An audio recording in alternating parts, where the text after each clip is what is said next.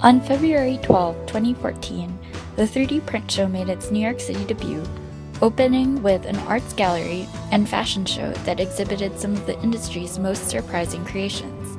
Of course, Popular Mechanics was there for the event.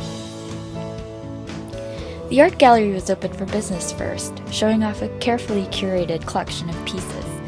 We saw everything from bronze models to architectural pieces.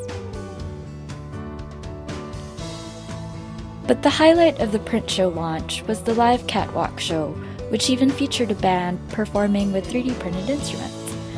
Models strutted the catwalk with curious headpieces,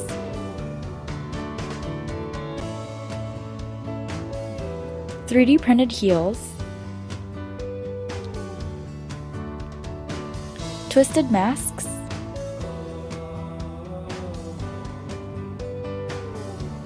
dramatic costumes,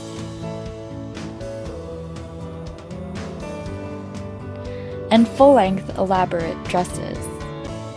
And for the finale, artist Joshua Harker's first piece of wearable art made its US debut. For better or worse, 3D printed fashion has arrived, and rest assured, we at Popular Mechanics will be watching the movement to see where it heads next.